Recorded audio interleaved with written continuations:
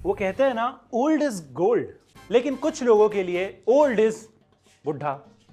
हाँ, क्या चल रहा है इस महेश केशवाला एक के ए थगेश? क्या चल रहा है बोलने की जरूरत नहीं है। ऑलमोस्ट विश्व युद्ध चल रहा है, जिसको देखो हर देश एक दूसरे से लड़ने में लगा हुआ है। I mean, मिलेगा सबको, लफड़ा सेंट्रल पे आने का मौका मिलेगा। और क्या कुछ नहीं हो रहा है दुनिया में, पेट्रोल, गैस, हर चीज की शॉर्टेज हो रही है। बाकी सबका तो पता नहीं, गैस के लिए टाइगर श्रॉफ को कांटेक्ट कर सकते हैं। बाकी क्या आईपीएल शुरू होने वाला है, आरसीबी अपना टाइटल डिफेंड करेगी या नहीं ये तो पता नहीं, लेकिन जो महाशय हमारे शो पे आ जाने वाले हैं ये अपने आप को डिफेंड करने में एक नंबर है। और क्या धुरंधर मूवी वापस आ रही है, एंड जिन देशों में ये मूवी बैन थी वो सब आज युद्ध में लगे पड़े। Peak detailing by Aditya Dhar. But जो भी सवाल पार्ट 1 में आए थे, आई होप उसके जवाब पार्ट 2 में मिल जाए, जैसे कि बड़े साहब कौन थे, हमजा का हेयर केयर रूटीन क्या था, आई होप सब पता चल जाए। लेकिन जितना धुरंधर का रन टाइम था उतना तो आज के आने वाले हमारे गेस्ट का डेली लाइव स्ट्रीम टाइम होता है। यस भाई, 50 नाम के शो पे गए थे ये उम्मीद से कि इसके बाद होपफुली उसे 50 लोग तो जानेंगे। द 50 से निकलने के बाद व्यूज तो बढ़ गए होंगे ना? हाँ यार, आपसे सीखा है, व्यूज बढ़ाने के लिए लड़कियों से कंट्रोवर्सी कर लेता हूँ।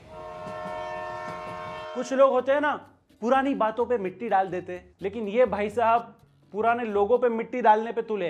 बाय द वे 1996 मेरी बर्थ ईयर है, जस्ट इन केस अगर तुझे एज शेमिंग वगैरह करनी है तो। अरे नहीं नहीं, मैं आपको बुढ़ा थोड़ी बुलाऊंगा, आप तो अंकल हो ना। नमस्ते भाई। अपने ही अकाउंट पे इतने ज्यादा रील्स और फैन एडिट्स डालते हैं ना, समझता नहीं उनका खुद का अकाउंट है या फैन पेज। इंस्टा पे रील्स डालते वक्त फैन पेज वाला अकाउंट स्विच करना भूल जाता है क्या? हाँ यार, जैसे आप अपनी वीडियोस में जोक्स डालना भूल जाते हो। ये उन गिने चुने लोगों में से है जिसकी लीगल ड्रिंकिंग एज आने से पहले लीगल नोटिस आ गई। मैंने सोचा तुझे लीगल नोटिस आई है फर्स्ट टाइम। यहाँ भी मैं तेरा सीनियर हूँ। ये बताने की जरूरत नहीं थी, क्लोजअप में ना आपके वाइट बाल दिख जाते हैं। भाई साहब अपने आप को इंडिया का बेस्ट आईआरएल स्ट्रीमर भी कहते हैं। ये आईआरएल स्ट्रीम्स और लफड़े करके घर चल जाता है? घर तो चल जाता है, पर एटलीस्ट लफड़े पे पूरा शो तो नहीं बनाया मैंने। क्या है ये? हाँ, टच वुड करो। सो वेलकम टू लफड़ा विथ वंशज।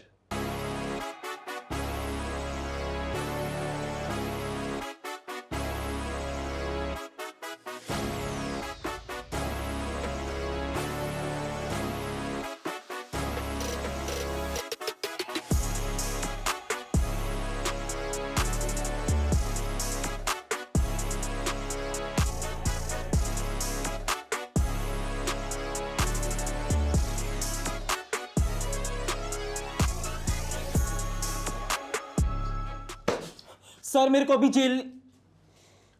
पुलिस वाला लग रहा हूँ? नहीं, कंटेंट चेकर हूँ। कंटेंट है? थोड़ा बदतमीज हूँ पर कंटेंट है।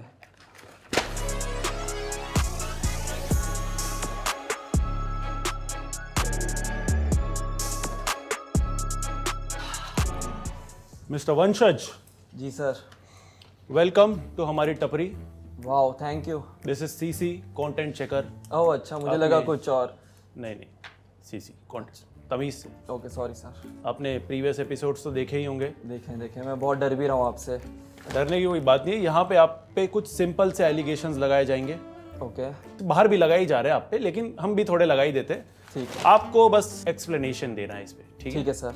Okay ji. You ready? Yes. वंशज की वजह से द 50 शो की कंटेस्टेंट रिद्धिमा पंडित को डेथ थ्रेट्स मिले। अरे बाप रे, मैंने कोई डेथ थ्रेट नहीं दी किसी को। मुझे तो डेथ थ्रेट की स्पेलिंग भी नहीं आती थी। बट आपकी वजह से उनको मिल रहे हैं, ऐसा एलिगेशन है। ये बहुत ही गलत एलिगेशन है सर, क्योंकि अगर मैं अपने डिफेंस में बोलूँ तो उन्होंने जो शो में गंदगी करी है वो बाहर की सारी जनता देख रही है। अब उसकी वजह से उनको गालियाँ पड़ रही है। मैंने तो कभी अपने फैंस को नहीं बोला कि उनको जाके गाली दो। जाहिर सी बात है, अगर आप गलत चीज़ें बोलोगे तो लोग आप पे सवाल उठाएंगे। ऑलराइट, इसी को लेके अगला है एलिगेशन कि वंशज लीगल नोटिसेस को सीरियसली नहीं लेता। मैं लीगल लेना चाहिए। मैं लीगल नोटिस को बहुत सीरियसली लेता हूँ सर। अगर लीगल नोटिस में सही इंग्लिश लिखी जाए। ऐसा नहीं लगना चाहिए कि लीगल नोटिस व्हाट्सएप पे बनाया गया है, और लीगल नोटिस पीडीएफ में कौन भेजता है। Please note that I am forwarding here with a legal notice dated 8th March 2026 issued on behalf of my client Ridhima Aunty. The same is being served upon you through WhatsApp, जिसका मैंने reply किया एक laughing emoji के साथ। मुझे लगता है शायद अभी तक पुलिस वाले भी आपको उतना सीरियसली नहीं ले रहे, but ध्यान रखना आगे। मुझे लगता है मेरे को लॉयर्स भी सीरियसली नहीं ले रहे हैं।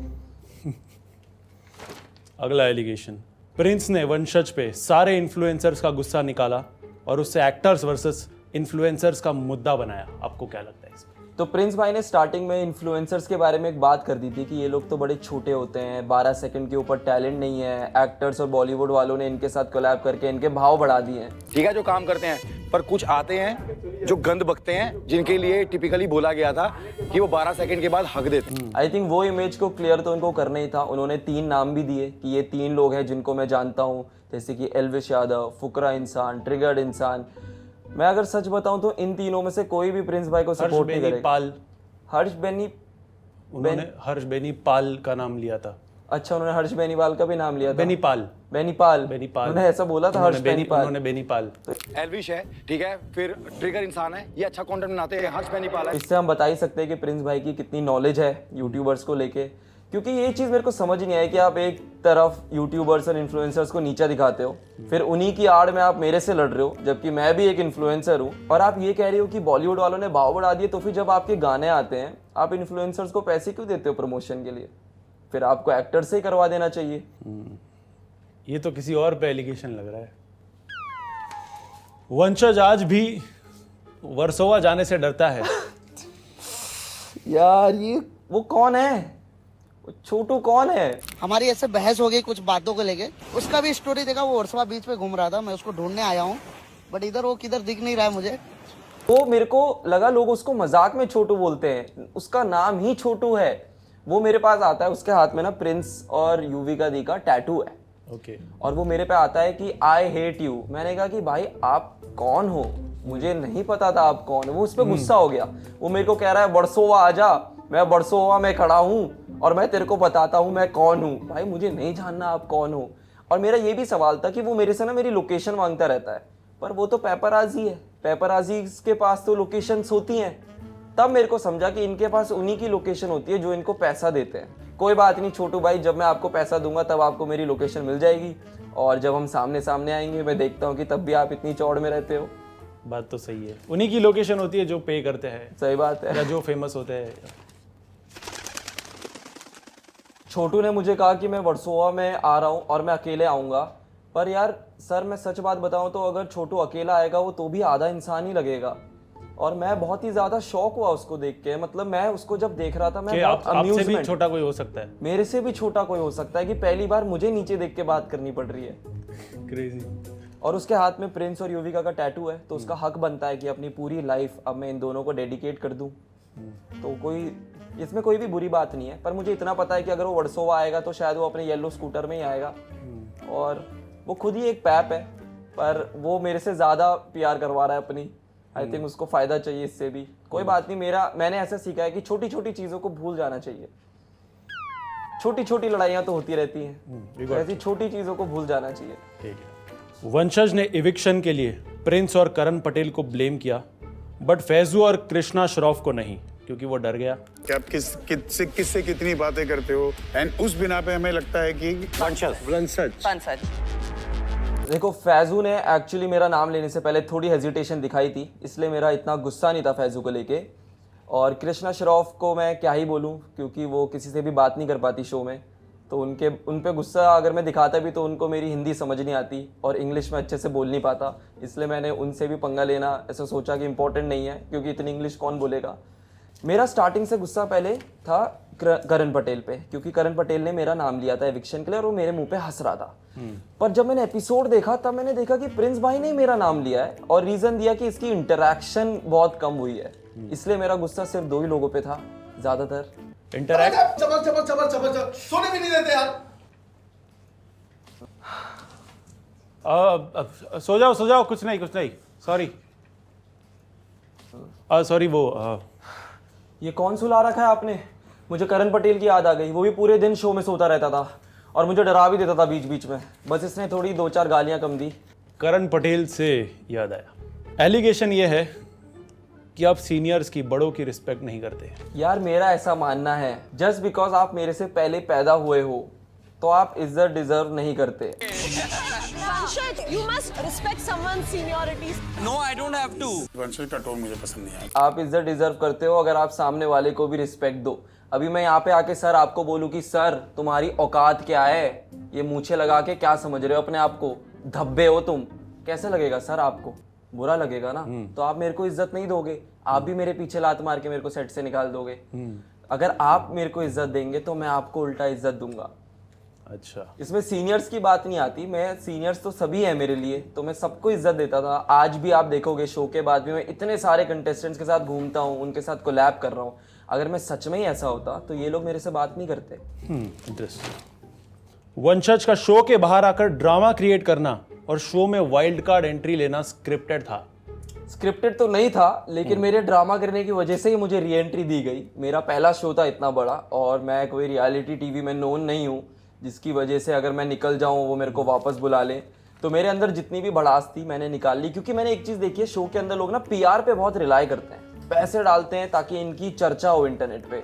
मुझे उसकी ज़रूरत नहीं थी, मेरे पास मेरा प्लेटफॉर्म था, मेरे पास मेरी खुद की मीडिया, खुद का पीआर, मैं खुद ही हूँ। तो मेरे को लगा अगर यार मेरे साथ गलत हुआ है, मेरे लिए कोई दूसरा तो आके आवाज़ नहीं उठाएगा, तो मुझे आवाज़ उठानी पड़ेगी अपने लिए। तो मैंने अपने तरीके से आवाज़ उठाई, जिसकी वजह से शो ने सोचा कि इसको वापस अंदर बुलाते हैं और देखते हैं अंदर क्या करता है। पहले ही दिन इविक्ट हो गए थे आप। जी, मैं शो से जाने से पहले मैंने स्टोरी डाली थी कि 1 वर्सेस 49। वो आई थिंक 1 वर्सेस 49 ही हो गया मेरे साथ और मैं पहले दिन निकल गया। वंशज एक एहसान फरामोश है। जिस करण पटेल की वजह से वो घर में आया फिर से, उसे ही बुढ़ा बोल दिया, एज शेमिंग कर दी। तो अब यार वो मेरे को पूरे टाइम बच्चा बच्चा कहते रहते हैं, बच्चे का अपोजिट तो बुढ़ा ही होता है। और वो भी मैंने गुस्से में बोला था उनको। मेरा ऐसा कोई वो नहीं था कि मैं करण पटेल को देखते हैं बुढ़े ऐसा बोलूंगा, नहीं, मैं ऐसा इंसान नहीं हूँ। मैं सड़क में चलते हुए हर बुढ़े को बुढ़ा नहीं बोलता हूँ। तो वहाँ पे ना जब करण पटेल ने मेरे को एक और मौका दिया, मुझे बड़ा अच्छा लगा। मैंने जाके बोला भी कि करण भाई आपने मेरे को सॉरी बोला है क्योंकि आपने मेरे को गलत अनफेयर तरीके से निकाल दिया था, तो I am also sorry for saying all of that. और सॉरी बोलने से मैं छोटा नहीं हो जाता। उसके बाद भी जब वो मेरे पे माँ बहन की गालियां देने लगे, उसके बाद मेरे को लगा कि यार अगर मैं इनको माँ बहन की गालियां दूंगा तो वो काफी खराब लगेगा, क्योंकि ये मेरे से सीनियर है, तो मैं इनको बुढ़ा बोल देता हूँ। अब उसमें वो सारे रेज बेट हो गए, तो मेरी क्या गलती इसमें? राइट। वंशज का ये कहना है कि शो वाले मोल्ड करके चीजें एपिसोड में दिखाते हैं, बहुत सारी चीजें काट देते हैं। बहुत सारी चीज़ें तो कट जाती हैं, क्योंकि भाई 24 घंटे रहते हैं उस घर में, 1 घंटे का एपिसोड बनता है। तो आई थिंक इसमें शो की कोई इतनी गलती नहीं है, बट कई कई चीज़ें ऐसी होती हैं जो छुपा दी जाती है। जैसे एक इंस्टेंस मैं आपको शो का बताता हूँ कि शिवित एलिमिनेट हो गया था, वो वापस आया, वो आते ही प्रिंस भाई से लड़ गया। अगले दिन क्या होता है, टास्क चल रहा होता है, शिवित सामने वाली टीम से खेल रहा होता है। शिवित इधर आता है प्रिंस भाई के साइड, प्रिंस भाई उसको कहते हैं कि तू मेरे अगेंस्ट आई हो, उसको अंडर परफॉर्म करने बोलते हैं। प्लेस में अगर हम जीत गए तो उनके 2 निकाल देंगे, तो मेरे अगेंस्ट खड़ा हो। और शिवित अंडर परफॉर्म करता है, और ये बात मैंने सुनी थी। मैं अंदर जाके मैं दूसरी अलायंस रजत भाई को बताता हूँ कि देखो शिवित तुम्हारी तरफ से खेल रहा है, मुझे ये इंसान वैसे भी नहीं पसंद, बहुत बड़ा दोगला है और ये आज भी अंडर परफॉर्म करेगा, क्योंकि मैंने सुना है। और यही चीज एपिसोड में दिखी कि प्रिंस भाई ने उसको बोला, पर मैंने सुन के बताया, ये नहीं दिखाया, तो मेरे से सारा क्रेडिट चला गया। पर हाँ, मेरे को बड़ा खराब लगा शिवित को देख के कि एक जगह तुम कह रहे हो कि मैं अपने लिए खेलूंगा, किसी के नीचे नहीं दबूंगा, और तुम वापस से अंडर परफॉर्म कर रहे हो। भाई तुम्हारी सेल्फ रिस्पेक्ट का है। फिक्सिंग हो रही है अंदर तो भाई। अगला एलिगेशन, अगर द 50 में वायलेंस अलाउड होता तो वंशज मार खाता। तो मैं पक्का मार खाता इस बात से मैं, पर अगर मेरे को 4 थप्पड़ पड़ रहे होते, देखो एक तो मैं घुमा देता, एक तो लगी जाती कहीं ना कहीं, और मैं उसी की रील काट के डालता, ऐसा लगता कि मैंने ही सबको मारा है। पीआर खुद की पीआर खुद ही करा देता। बट अंदर क्या क्या माहौल था मारपीट वाला? तो कैसा, मतलब आपको कैसा लग रहा था जब 6-6 फीट के बॉडी बिल्डर्स अंदर लड़ रहे? तो आप क्या कर रहे थे उस टाइम? मैं प्रेफर कर रहा था कि मैं चुपचाप साइड हो जाऊं, क्योंकि जब ये 4 लोग लड़ रहे हैं, गलती से भी किसी का अगर हाथ घूम के मेरे लग गया तो मैं तो मर जाऊंगा। और मेरे को अभी तो शो पूरा आगे निपटाना भी है ना। तो जब भी किसी की लड़ाई होती थी, मैं बीच में मंत्री नहीं बनता था कि भाई हटो, लड़ो मत, लड़ो, मजा आ रहा है, मारो एक दूसरे को, पर मैं साइड में खड़ा हूँ। मैं साइड में जाता था और उनकी लड़ाई देखता था कि वाह यार, ये तो एपिसोड में भी कट हो जाएगी, ये मैं ही लोगों को बाहर जाके बताऊंगा, तो मैं अच्छे से देख लेता हूँ। मार के चांसेस वैसे बाहर भी है, थोड़े तो ध्यान रखना। और सच्ची में सर, वर्सोवा तो जाना ही मत। वर्सोवा मैं नहीं चाहूंगा, उधर छोड़, उधर बहुत सारे मिनियंस हैं, सारे मिनियंस ने मुझे घेर लिया तो मैं कैसे क्या करूंगा। वंशज जितना अपने स्टोरीज और रील्स पे बज रहा था, उतना ही अंदर शो पे जाके ठंडा पड़ गया। अब मैं आपको बताता हूँ, उस शो के अंदर जब मेरी सबसे लड़ाई हो रही थी, मैं सो रहा था दिन में, मेरे को उठा के भरी सभा में बिठाया गया और मेरे पे 8-9 लोग चढ़ रहे हैं, मेरे पे हावी हो रहे हैं। पहले तो मेरी फट गई, मेरे को लगा ये क्या हो रहा है मेरे साथ, मैं अभी सो के उठा हूँ, मेरे को ऐसा समझ नहीं आ रहा था कि भाई यहाँ पे बोलना क्या चाहिए, इसका जवाब क्या देना चाहिए। तो 10-15 सेकंड तो मैं शांत था। उसके बाद प्रिंस भाई ने कुछ तो इन्फ्लुएंस के ऊपर बात करी कि तू आज की जनरेशन को ऐसे इन्फ्लुएंस कर रहा है। तब मुझे बड़ा गुस्सा आया और मैंने खड़े होकर बोला कि हाँ, मैं ऐसे इन्फ्लुएंस कर रहा हूँ, आपका क्या लेना देना। और पहली बात तो मैं कभी नहीं बोलता कि मैं किसी को इन्फ्लुएंस कर रहा हूँ अपनी हरकतों से। मैं इंटरनेट पे अपनी इमेज दिखाता हूँ, लोगों को पसंद आती है तो मुझे प्यार करते हैं, पसंद नहीं आती तो मुझे गाली देते हैं। तो जब आप प्रिंस नरूला ऐसे उठ के आते हो, जब आप 2 हफ्ते पहले इन्फ्लुएंसर्स की बेइज्जती कर रहे थे, अब आप उनको रिप्रेजेंट कर रहे हो, वो भी मेरे अगेंस्ट। मैं आपसे ज्यादा ही जानता हूँ प्रिंस भाई इन्फ्लुएंसर्स क्या सोचते हैं और क्या करते हैं। प्रिंस भाई का आइडिया था कि वो मेरे को भरी सभा में बुलाएंगे, उन्होंने मेरी बातों को ट्विस्ट किया। मैंने बाहर आके बोला था कि मैं बड़ा हूं, इसलिए मुझे शो का ऑफर आया, मुझे शोज में रिलाय नहीं करना पड़ता अपना करियर आगे ले जाने के लिए, मैं पूरे साल काम करता हूं। उन्होंने इस बात को मोल्ड करके बोला कि ये बाहर कह रहा है कि ये शो से बड़ा है। प्रिंस भाई का गेम ये था कि भरी सभा में वो मेरे खिलाफ ये नैरेटिव चलाएंगे और उसी रात मेरे को एलिमिनेट करके निकाल देंगे ताकि मेरी बैंड बच जाए। लेकिन यहाँ पे दिक्कत क्या हो गई कि मेरे को जवाब देना आता है, तो मेरे पे जो जो एलिगेशंस वो मार रहे थे मैं उसका जवाब दे रहा था, एक एक करके सबसे। आप सोचो मेरे पे 6-7 लंबे लंबे लोग चढ़ रहे हैं और मैं एक एक करके जवाब दे रहा हूँ। मुझे सबकी आवाज भी नहीं आ रही है, मेरे को एक एक करके आवाज आ रही है और मैं सबको रिप्लाई कर रहा हूँ। तो मेरे लिए थोड़ा ओवरवेलमिंग एक्सपीरियंस भी था। और बाहर आके जब सारे लोगों ने वो देखा, उनको दिख रहा है कि कौन गलत है और कौन सही बोल रहा है। ये थोड़ा सा देख के जवाब देना। वंशज अपने ब्रेकअप से कोप नहीं कर पा रहा था, इसलिए मुस्कान करिया के साथ कोलैब पे कोलैब किए जा रहा है। मुस्कान, इसी तो मुझे मारोगी? काम ही ऐसे करता है तो क्या करूँ मैं, मारना ही पड़ेगा। क्या ब्रेकअप? हाँ। आपने पहले बोला इसलिए मैं जवाब दे देता हूँ, वरना मैं इस चीज का फायदा उठा के व्यूज तो बिल्कुल भी नहीं उठाता हूँ, आपको तो पता ही होगा सर। तो नहीं, मुस्कान मेरी बहुत अच्छी दोस्त है और हम लोग साथ में कोलैब करते हैं क्योंकि इसमें बहुत ज़्यादा व्यूज़ आते हैं। अब मेरी पूरी लाइफ का एक ही पर्पस है, बहुत सारे व्यूज़, तो इसमें कोई ब्रेकअप का लेना देना नहीं है, बस मैं काम कर रहा हूँ। आप मेरे पे इतनी बड़ी एलिगेशन, ये तो आपकी तरफ से आ रही है एलिगेशन, ऐसा लग रहा है। नहीं, ये पब्लिक की एलिगेशन है। अच्छा, पब्लिक की एलिगेशन। वैसे आप दोनों ने जब कोलैब किया था तब उसने ये डायलॉग मारा था, I bet you didn't know him. Anyways, Vanshaj को अनन्या पर क्रश है। क्रश है, मुझे प्यार है अनन्या पांडे से, और ये इसमें कोई गलत बात भी नहीं है। अब आपको ये बात मजाकिया लग रही होगी ना, पर मैं आपको सच बताऊं, मेरी उम्र में विक्की कौशल ने भी यही सपना देखा होगा और आज देख लो। तो बस शूटिंग द स्टार्स, क्योंकि you miss all the shots you don't take. तो जब भी मेरे को मौका मिलेगा अनन्या पांडे के मिलने का उनसे, तो मैं अपना प्यार इजहार कर पाऊंगा, क्योंकि ऑनेस्टली वो एक ट्रू लव है। मैं अनन्या पांडे से बहुत प्यार करता हूँ। बट बड़ी है आपसे वो। अरे तो क्या हो गया यार, एज इज जस्ट हाइट। तो अब कोई नहीं, एडजस्ट कर लेंगे, नई जनरेशन है अभी, और अभी मेरी बहुत उम्र बाकी है। आप 30 इयर्स के हो, मैं 22 इयर्स का ही हूँ। फिर से एज शेमिंग कर दी। Sorry sir, sorry.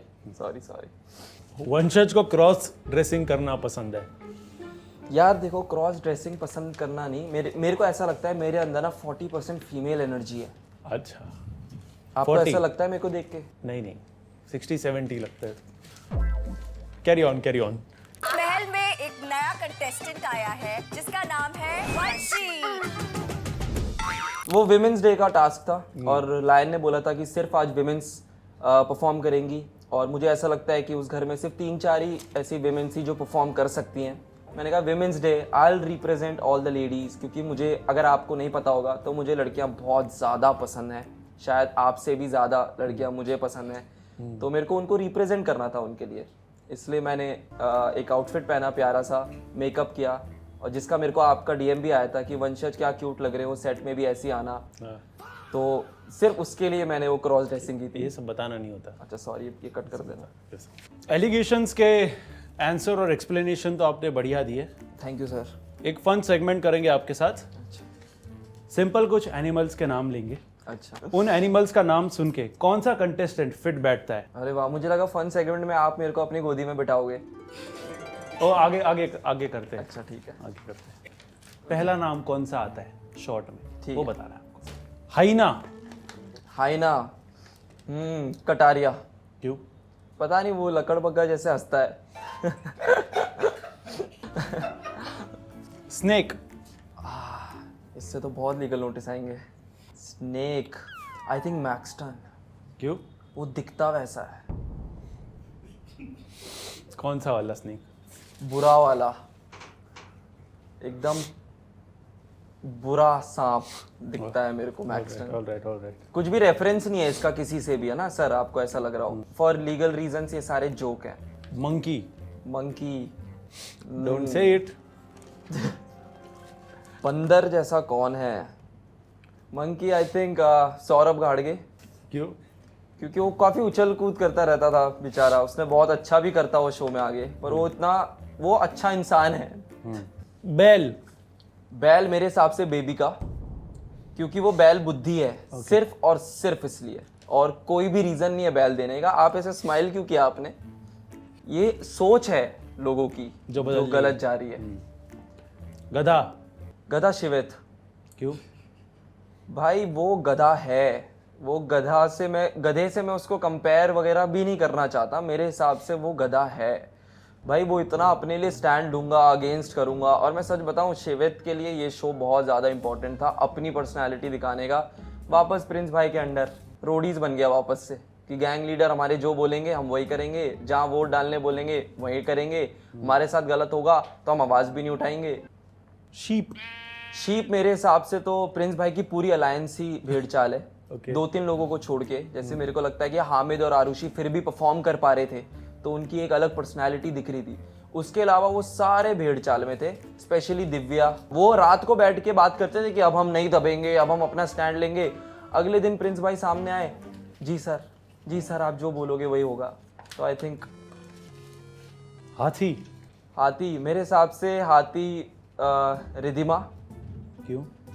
क्योंकि वो अपनी टीम पे एक बोझ थी, और सिर्फ इसी वजह से मैं रिधिमा को हाथी बोलना चाहूंगा। क्योंकि प्रिंस भाई ने खुद भी बोला है कि वो टीम में एक बोझ है। उनकी खुद की अलायंस उसको कचरा ये सब कहती रहती थी कि इसको निकालो जल्दी से, ना ये परफॉर्म करती है पूरी टीम में, ना मतलब रिधिमा एक लौती कंटेस्टेंट थी उस अलायंस में जिसकी वोट की भी वैल्यू नहीं थी। ईगल तो अच्छी चीज होती है ना। आपके ऊपर है, आपको कैसे डिस्क्राइब करना है। मेरे हिसाब से फैजू, क्योंकि मेरे हिसाब से शो में जितने भी डोमिनेटिंग फिगर्स थे सबके दोस्त थे घर पे, इसलिए वो थोड़े सेफ रहते थे कि अगर हम बाई चांस चले भी गए तो हमको दोस्त बचा लेंगे। पर फैजू के जितने भी भाई आए थे वो सारे शो से चले गए थे, तो मेरे हिसाब से तो उसने बहुत अच्छा गेम खेला है। लास्ट इज मगरमच्छ, क्रोकोडाइल। मगरमच्छ के आंसू मेरे को ऐसा लगता है कि रिद्धि डोगरा जी। ओके। वो क्योंकि जब शिवित एलिमिनेट हुआ था वो दरवाजे में खड़े होके 3-4 घंटे रोई हैं। फिर अगले दिन वो शिवित की जैकेट पहन के घूम रही थी पूरे घर में उसकी याद में। आपको 10 दिन में एक ट्रू लव हो गया है। चलो सही बात है, age is just a number, कोई फर्क नहीं पड़ता, आप उससे डबल एज की भी होंगी, होता है भाई प्यार। मेरे को भी अनन्या पांडे बहुत ज्यादा पसंद है, पर आप 10 दिन बाद वापस मिलने वाले हो उससे, तो आप इतना रो क्यों रहे हो? तो मेरे हिसाब से वो मेरे को काफी फेक लग रहा था वो पूरा लव एंगल। और मैं तो घर के अंदर था, बाहर तो लोगों को लग ही रहा है, वो तो कट देखते थे, मैं तो पूरा ही क्रिंज देखता था। बढ़िया सेगमेंट था वंशज। Thank you sir. लेकिन यहाँ से हम बढ़ेंगे हमारे फिनाले सेगमेंट में। अरे बाप रे, मैं फाइनली फिनाले पहुंच गया। You can say that. So yeah, let's go. Welcome to finale round of लफड़ा सेंट्रल वंशज। वाओ। यूजुअली हम रोस्ट बैटल करते हैं, लेकिन आज हम कुछ डिफरेंट कर रहे हैं। मेरे पास कुछ इमेजेस है जो कि मुझे भी नहीं पता किसके है क्या है। मैं आपको इमेजेस रैंडम निकाल के दिखाऊंगा, आपको उन्हें रोस्ट करना है। Okay, try not to laugh है, बट यहाँ पर आपको मुझे हंसाना है। अगर मैं हंसा तो इसमें से मैं कोई भी एक पाइप उठा के जूस पीऊंगा। अब मुझे पता नहीं इसमें से कौन सा भी जूस आ सकता है, कौन सा अच्छा है कौन सा बुरा है मुझे नहीं पता। ठीक है, एंड सिमिलरली अगर मैं नहीं हंसा तो आपको पीना पड़ेगा। स्टार्ट करें? चलो दिखाओ पहली फोटो किसकी है। किसको एक्सपेक्ट कर रहे हो? शायद रिधिमा हो सकती है। कम ऑन, कौन है? रिधिमा। अच्छा, एक्चुअली रिधिमा है। हो गए। रिधिमा पंडित। पता है रिधिमा को शो में क्यों बुलाया? क्यों? क्योंकि एक माइक एक्स्ट्रा था। रिधिमा को शो में इसलिए बुलाया क्योंकि इतना सारा खाना कौन ही खाएगा। रिधिमा को शो में इसलिए बुलाया ताकि अगले सीजन ऐसी गलती ना हो। Good good. क्लोज। अभी स्टार्ट कोई भी एक पाइप। कोई भी एक, कुछ भी आ सकता है। अरे बाप रे, क्या क्या है इसमें। ठीक है, हाँ, क्या डिसीजन लिया? ये वाला पाइप चुनता हूं मैं। खींचो जोर से, चलो, आदत तो होगी। कम ऑन, मैं 17 साल का हूँ। Come on. गाढ़ा आया है कुछ तो, गाढ़ा आ रहा है, आ रहा है गाढ़ा आ रहा है कुछ तो।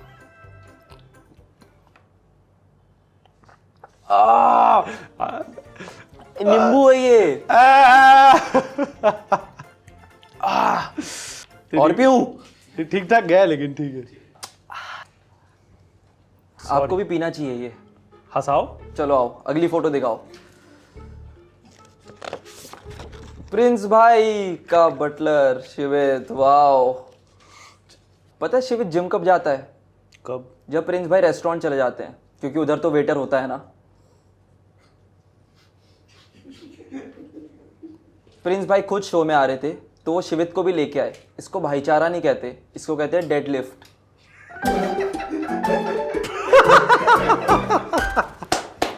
पर रुको, अभी और दो हैं, और चीजें मेरे मन के अंदर, अभी मत हंसो। अच्छा। Control control. शिवित का एक लव एंगल तो फेल हो गया, तो उसने दूसरा बना दिया रिद्धि के साथ। पहला कौन सा था? प्रिंस भाई के साथ। शिवित की बात हो ही रही है तो मैं ये भी बता देता हूं कि प्रिंस भाई को अब मेरी वजह से सब प्रिंसेस बुला रहे हैं, लेकिन वो कभी सिंड्रेला नहीं बन सकते, क्योंकि अगर उनका जूता गिर भी गया तो शिवित जाएगा ना लेके आने। चलो आ जाओ। कौन सा पाइप डालोगे? आपको कौन सा चाहिए? जो आपके पास हो।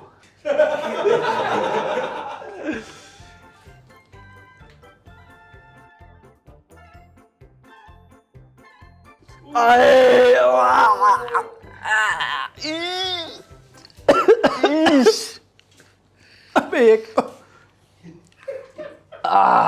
हरा, जब हरा आया तब मेरे खौफ आ गया मेरे चेहरे पे। मुझे भी बुरा लग रहा है अब तो। ये ठीक हो ना भाई? पूरा सिस्टम हिल गया, आंखें खुल गई। ठीक है, नेक्स्ट। अरे माय बेस्ट फ्रेंड, आपको पता है मैं कितना प्यार करता हूँ इनसे। इट्स करण पटेल। करण पटेल ने मुझे शो में 2 चांसेस दिए। लगता है उनको बहुत अच्छा लगता है मेरे मुंह से बुड्ढा सुनना। करण पटेल को बाहर कोई काम नहीं मिल रहा था, इसलिए उनको शो में बुलाया ताकि वो इधर भी कुछ काम ना करे।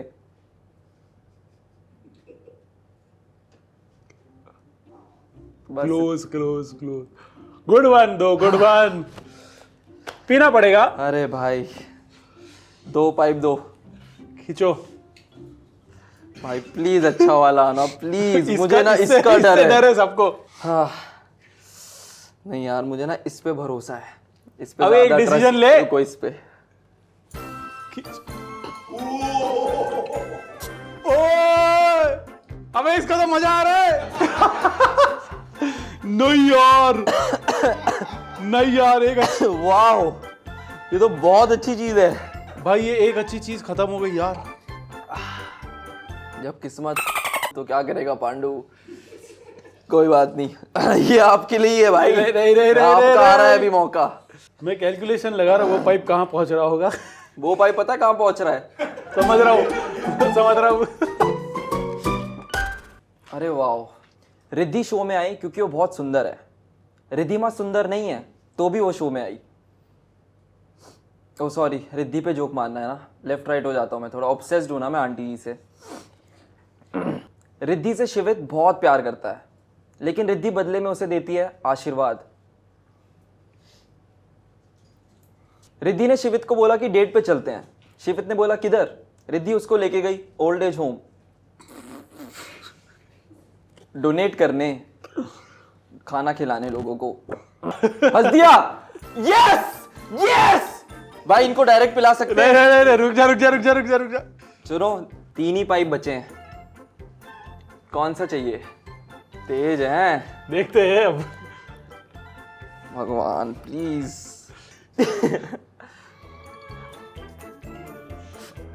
नहीं, डर लग रहा। आ रहा है। खींचो खींचो। ओए होए, क्या था ये? कोई तो सॉस है, बहुत खराब वाला। ओह ट्राई। नहीं, मैं तो ठीक हूँ। एक सिप। नहीं, पिछला वाला ज्यादा मीठा लग गया होगा तो थोड़ा। नहीं, मेरे को जोक मारने आते हैं। सो मेरे पास 2-3 पिक्चर्स बचे हैं, कोई मैं फटाफट वो घुमा दे जाता हूँ। ठीक है। And it's like a rapid fire roast. Okay, ठीक है, रेडी? यस। प्रिंस नरूला ये बॉलीवुड में एक ही बार गए हैं, वो भी जब इनकी वाइफ ने ओम शांति ओम करी थी। प्रिंस भाई ने कहा था कि मैं ये शो में अपनी वाइफ के लिए आ रहा हूं। हाँ, मतलब जितनी रेलेवेंसी बची है अपने खुद के लिए आ भी नहीं सकते। हाँ, ये काउंट होगा। ठीक है। Next Maxton. वाओ, जब मैं मैक्सटन के लिए जोक सोच रहा था तो मेरे पास एक हार्ड हिटिंग पंचलाइन थी, पर आई थिंक वो तो एल्विश ने पहले ही मार दी। मैक्सटन ऐसा इंसान है कि अगर उसके साथ कास्टिंग काउच भी हो जाए इसको तो भी रिजेक्ट कर देंगे। चलो भाई, हो गया, हार गए तुम। थगेश। अबे मैं थोड़ी कंटेस्टेंट हूँ। थगेश भाई, आपको पता है कि अदनान ने अभी एक नया कुत्ता लिया है? मुझे लगा आपको पता होगा, क्योंकि कुत्ता तो आपका भी बनाया था ना। थगेश बहुत ही ज्यादा हेल्थ कॉन्शियस है, कपकेक ना खाना पड़े इसलिए पूरे देश की गाली खा ली। चलो, हो गया भाई। देखो भाई, हम दोनों एक बार हंसे हैं। 2 पाइप इंडिया मेरी वजह से नहीं हारी थी। वो तो दिलासा दिला दो अपने आप को। हाँ। पर अब देखो 2 पाइप हैं। ठीक है, दोनों एक करके, जिसका जैसा नसीब। मुझे दिख रहा है यहाँ से, एक में कोक है, एक में कोई तो सॉस है। रुको लो, कुछ एक सिलेक्ट करो ऊपर से। अरे कर लिया। मेरा जैसा नसीब है वो सोए ही आने वाला है, मुझे पता है। चलो, चीयर्स। चीयर्स। 3, 2, 1 गो।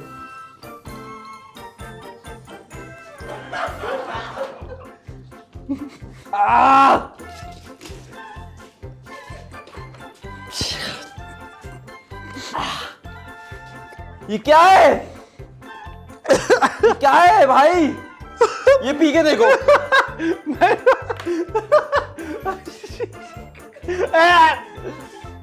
ये पी के तो देखो। एक भाई ये खून वून तो नहीं है?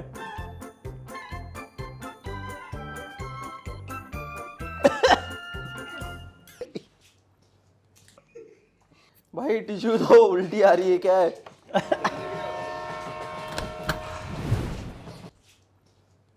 वाइड फ्रेम में दिख रहा है वो, नीचे हो जा।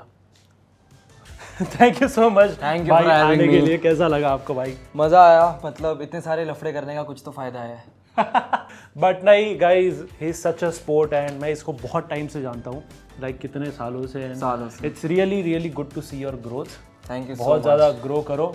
And yeah guys, thank you so much for watching. Please भाई के लिए हैम्पर लाया जाए प्लीज। वाओ, क्या बात है।